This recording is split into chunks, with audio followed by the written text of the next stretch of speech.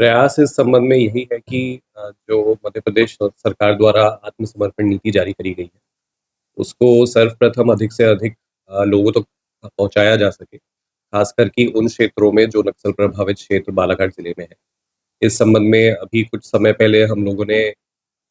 इन इलाकों के सरपंचों के साथ, सचिवों के साथ, जीआरएस के साथ और जो भी प्रभावशाली व्यक्ति इन क्षेत्रों में हैं, उनके साथ एक बैठक भी आयोजित करी थी, जिसमें उनकी सामान्य समस्याओं पर चर्चा करते हुए उनको इस नीति के बारे में पूरे विस्तार में अवगत कराया भी गया था और पूरा उनको पूर्ण विश्वास दिलाया गया था कि नीति के एक-एक शब्द का पालन करते हुए इसमें कार्रवाई करी जाएगी। इसके साथ में उनसे ये भी अपेक्षा करी गई है कि इस नीति को पैम्फलेट्स के माध्यम से और बैनर्स के माध्यम से पंचायत में हर किसी तक पहुँचाया जाए, जो भी ग्राम सभाएँ हों, उसमें इस पे चर्चा करी जाए और इसके बिंदुओं को ग्रामीण जनों तक पहुँचाया जाए। तो बहुत अच्छा रिस्पॉन्स हमको इसमें इन क्षेत्र के सरपंचों और सचिवों का मिला है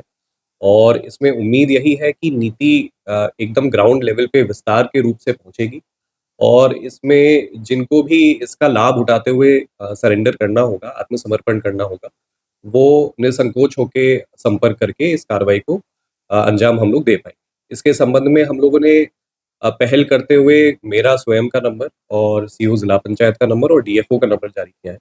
जनरली अभी तक ये पुलिस के माध्यम से अपील जारी होती थी, बट हमने इस बार प्रशासन की ओर से भी इस अपील को जारी सर अगर कोई नक्सली आत्मसमर्पण करता है, तो सर उसको किस तरह का लाभ मिलेगा?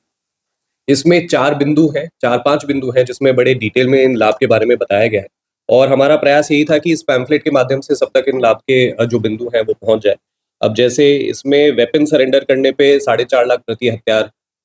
लाभ दिया जाना है और अलग-अलग जो कैटेगरी के वेपन्स हैं उसमें अलग-अलग अमाउंट है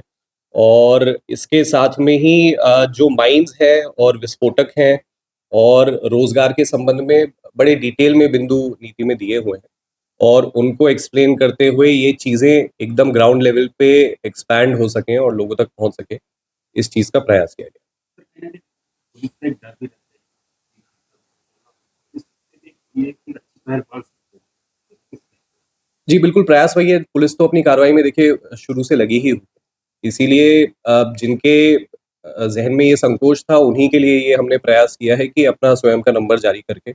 और जो जनप्रतिनिधि वहाँ पे लोकल है, क्योंकि उनका काफ़ी होल्ड ग्राउंड पे रहता है, तो उनको इस प्रोसेस में इंक्लूड करके उनके माध्यम से हम ये बात